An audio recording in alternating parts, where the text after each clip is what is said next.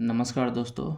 तो आज के इस वीडियो में हम शंकु के छिन्नक यानी कि फ्रस्टम ऑफ ए कोन के बारे में पूरी जानकारी लेंगे। इसके आयतन का फार्मूला, वक्र पृष्ठीय क्षेत्रफल का फार्मूला तथा संपूर्ण पृष्ठीय क्षेत्रफल का क्या फार्मूला होगा उसका डेरिवेशन करेंगे, सिद्ध करेंगे। ठीक है। तो क्योंकि शंकु का छिन्नक शंकु से बना होता है तो सबसे पहले हमें शंकु का सारे फार्मूले आने चाहिए। तो यहाँ पे फार्मूले दिए हुए हैं जिसे समझ लीजिए अच्छे से। तो हमारे पास एक शंकु है, देखिए शंकु है जिसका तिर्यक ऊंचाई L है, ऊंचाई h है और त्रिज्या r है। तो हमें अगर L निकालना हो तो पाइथागोरस प्रमेय लगा के √h² + r² क्या आ जाएगा, इसका तिर्यक ऊंचाई आ जाएगा। शंकु का वक्र पृष्ठीय क्षेत्रफल होता है πrl, संपूर्ण पृष्ठ क्षेत्रफल होता है πrl + πr²। πrl क्या है, वक्र पृष्ठ, ये जो इसका गोलाकार भाग होता है उसका, और πr² क्या आया, ये ऊपर का जो वृत्ताकार क्षेत्र है उसका क्षेत्रफल। और शंकु के आयतन का फार्मूला होता है बेलन के आयतन का 1/3, तो 1/3 πr²h। ठीक है, ये याद होना चाहिए शंकु के छिन्नक के लिए। तो अब बात करते हैं शंकु के छिन्नक। तो सबसे पहले बात जानते हैं कि शंकु का छिन्नक बनता कैसे है। आप लोग पहले से जानते होंगे, नहीं जानते हैं तो जान लीजिए। मान लीजिए कोई शंकु हमने बनाया बड़ा सा, ठीक है।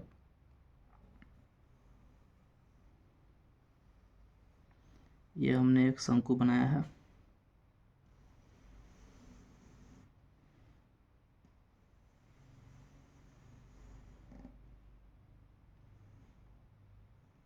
ये हमने एक शंकु बनाया बड़ा सा। अगर हम इस शंकु को इसके आधे से या फिर कहीं से भी इसे दो बराबर भागों या फिर कितने भी भागों में बराबर में बांटिए या फिर नहीं बांटिए, कोई फ़र्क नहीं पड़ता, कहीं से भी अगर हम इसे यहाँ से काट दें, लेकिन काटेंगे इसके ये ऊपर वाला जो सर्कुलर भाग है ना, वृत्ताकार, इसके समानांतर काटेंगे इस प्रकार, तो ये दो भागों में बढ़ जाएगा कुछ इस प्रकार से। तो नीचे भी एक वृत्ताकार क्षेत्र बन जाएगा जब यहाँ से इसको काटेंगे तो ये दो शंकु में बढ़ जाएगा, एक तो बड़ा शंकु और एक छोटा शंकु। जो बीच वाला पार्ट है ना, ये इसे ही क्या कहते हैं हम, शंकु का छिन्नक कहते हैं। तो इसका आयतन निकालने के लिए क्या करते हैं हम, मान लीजिए इस बड़े वाले शंकु का आयतन दिया है, त्रिज्या दिया है r1, ठीक है, और इस छोटे वाले का त्रिज्या हमें दिया है r2, ठीक है। तो इसे इससे मिला देते हैं पहली बात। तो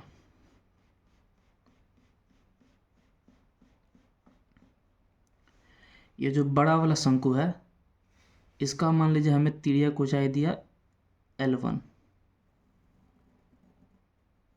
बड़े वाले का, और ये जो छोटे वाला शंकु है इसका तिर्यक ऊंचाई मान लीजिए दिया हमें L2, क्या दिया, L2।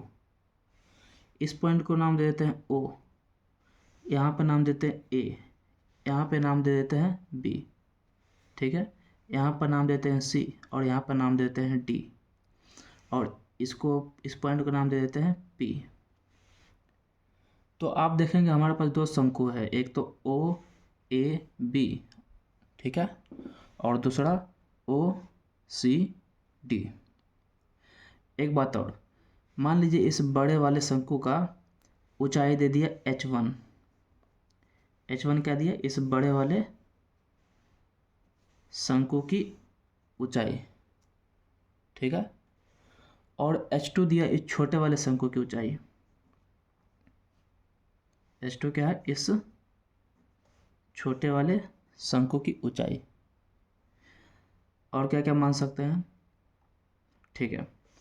तो H1 हुई बड़े वाले शंकु की ऊंचाई और H2 है छोटे वाले शंकु की ऊंचाई। तो हमारे पास जो ये छिन्नक बना है इसका ऊंचाई क्या होगा, बड़े वाले शंकु की ऊंचाई माइनस छोटे वाले शंकु की ऊंचाई, क्या आ जाएगा, छिन्नक की ऊंचाई, ठीक है ना। मान लीजिए H1 में से H2 घटा देंगे तो क्या बचेगा, हमें ये ना बचेगा।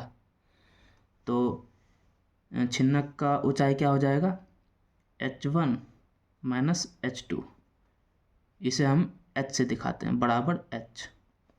एच क्या है? छिन्नक के शंकु के छिन्नक की ऊंचाई, ठीक है।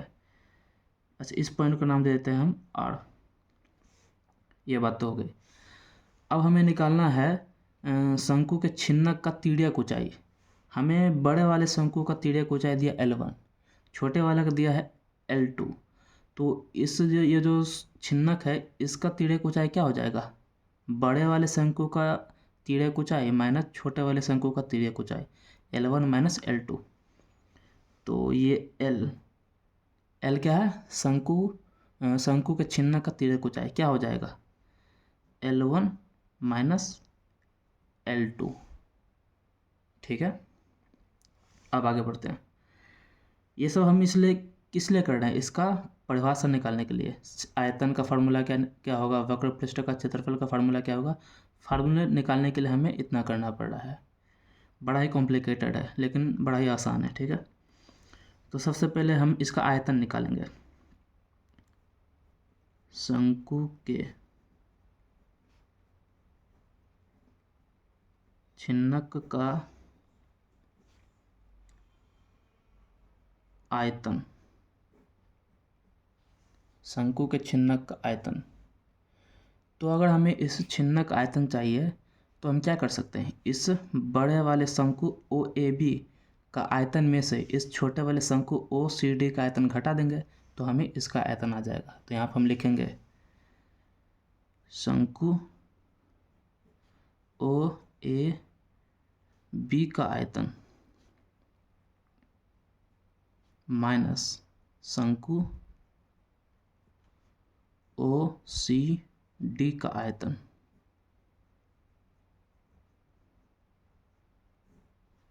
ठीक है। अब और देखिए, यहाँ पे आपको दो त्रिभुज मिलेगा, एक तो OAB और दूसरा OCD। क्या है ना, ये दोनों त्रिभुज आपस में समरूप है। समरूप मतलब क्या? इसके भुजाओं का अनुपात बराबर है।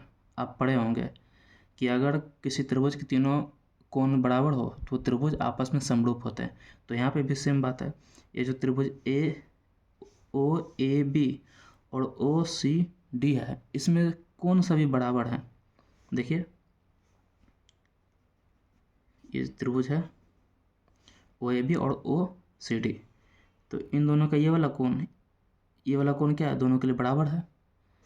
यहाँ वाला भी कोण बराबर है और यहाँ वाला भी कोण बराबर है। जो कोण यहाँ होगा वही कोण यहाँ पर भी होगा, जो कोण यहाँ होगा वही कोण यहाँ भी होगा। सारे संगत कोण बराबर हो जाएंगे, ठीक है। तो त्रिभुज AOB और OCD क्या होंगे? समरूप होंगे। तो यहाँ पर लिख देते हैं त्रिभुज OAB समरूप होगा त्रिभुज OCD के। और जब ऐसा होगा तो इनके भुजाओं का अनुपात बराबर होगा, ठीक है। तो सबसे पहले ऊंचाई और त्रिज्याओं का अनुपात देखते हैं। तो H1/H2 बराबर हो जाएगा R1/R2 के। ये पहली बात। और क्या हो सकता है? ऊंचाई का अनुपात बराबर हो गया त्रिज्याओं के अनुपात के, तिर्यक ऊंचाई का अनुपात भी बराबर होगा त्रिज्याओं के अनुपात के। तो L1/L2 बराबर होगा R1/R2 के। एक बात ये हो जाएगा। और इसमें हम क्या क्या कह सकते हैं? देखिए यहाँ से हमें H क्या है? H है छिन्नक का ऊंचाई। तो H का क्या फॉर्मूला आया? H1 minus H2। और L क्या है? शंकु का तिर्यक ऊंचाई। तो L क्या होता है? L1 minus L2। अब इधर आते हैं, इधर। तो इधर अगर हमें आयतन चाहिए तो शंकु OAB का आयतन में से शंकु OCD का आयतन घटाना है। तो शंकु OAB का आयतन क्या होगा? OAB का आयतन क्या होगा? शंकु का आयतन का फॉर्मूला होता है 1/3 पाई R²H। तो 1/3 पाई R। तो बड़े वाले शंकु का त्रिज्या क्या है? R1। तो R1² और ऊंचाई क्या है? H1, ठीक है। माइनस OCD, ये छोटे वाले शंकु का आयतन 1/3 पाई, और इसका त्रिज्या क्या है R2 स्क्वायर, और क्या हो जाएगा H2। ठीक है, अब क्या करते हैं, इनमें से हम 1/3 और पाई को कॉमन लेते हैं। 1/3 और पाई को कॉमन ले तो अंदर क्या बचेगा R1 square H1 minus R2 square H2। देखिए यहाँ पर अब हमें दिक्कत आ गई, अब इसे हम कॉमन कैसे लें। तो हम क्या करेंगे, यहाँ पर H1 और H2 का वैल्यू रखेंगे यहाँ पे समीकरण को सॉल्व करके। अच्छा, मान लीजिए इसे हम नाम देते हैं समीकरण 1, इसे नाम देते हैं समीकरण 2, इसे नाम देते हैं समीकरण 3, इसे नाम देते हैं समीकरण 4।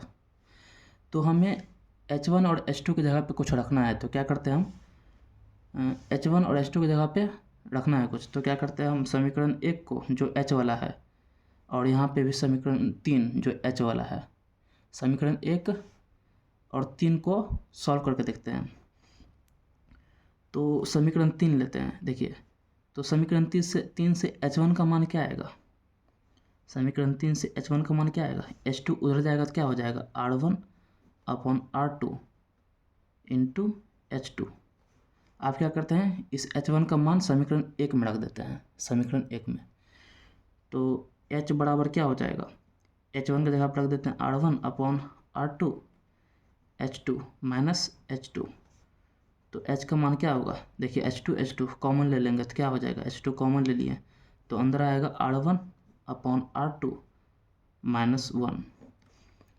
तो H का मान क्या होगा, H2 R1 minus R2 upon R2। ठीक है, तो यहाँ से H2 का मान निकालते हैं, तो यहाँ से H2 का मान क्या आएगा, ये R2 ऊपर चला जाएगा तो H R2 अपॉन ये नीचे आ जाएगा R1 माइनस R2। देखिए यहाँ से H, इसे नाम देते हैं समीकरण 5। H2 का मान अब हम यहाँ पे रख देते हैं 1/3 पाई R1 स्क्वायर, यहाँ पे H1 है तो H1 को भी छोड़ते हैं, ठीक है, माइनस R2 स्क्वायर, H2 है तो H2 की जगह पे ये रख देते हैं क्या, H R2 upon R1 minus R2। ठीक है, ये हमने रख दिया।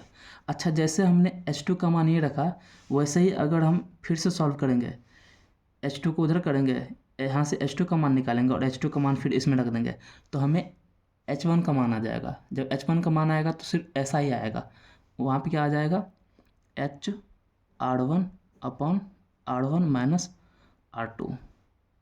ठीक है, ये मान आ जाएगा H1 का, और H2 का तो हमने निकाला ही है। तो अब इसे सॉल्व करते हैं। 1/3 पाई,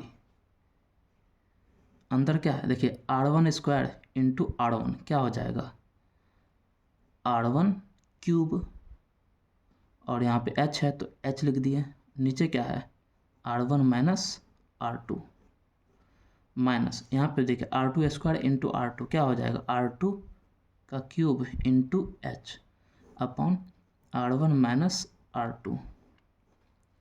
और देखिए 1/3 पाई H कॉमन ले लीजिए बाहर, तो अंदर क्या बचेगा R1 माइनस R2 क्या आएगा, एलसीएम हो जाएगा R1 माइनस R2, ऊपर क्या बचेगा R1 का क्यूब माइनस R2 का क्यूब। ठीक है, अब देखिए 1/3 पाई H, R1 का क्यूब माइनस R2 का क्यूब, यहाँ पे A का क्यूब माइनस B का क्यूब का फार्मूला लगाइए। A का क्यूब माइनस B का क्यूब का फार्मूला होता है A minus B into A square plus B square plus A B. तो यहाँ पे भी फार्मूला लगा देते हैं, क्या हो जाएगा R1 minus R1 square plus R2 square plus R2। ठीक है, और नीचे हमारे पास क्या है R1 माइनस R2, तो ये तो कट जाएगा, क्या बचेगा 1/3 पाई H R1 square plus R2 square plus R1 R2। ये हमारा वॉल्यूम आ गया किसका, छिन्नक का। तो ये हमने फार्मूला डिराइव किया शंकु के छिन्नक के आयतन का, ठीक है, जो कि बहुत ज़्यादा इम्पोर्टेंट है क्लास 10th के लिए। तो जिस प्रकार हमने आयतन निकाला है उसी प्रकार अन्य दो पृष्ठ क्षेत्रफल और संपूर्ण पृष्ठ क्षेत्रफल भी निकाल सकते हैं। कैसे निकालेंगे देखिएगा, सेम टू सेम इसी की तरह, कुछ खास नहीं है।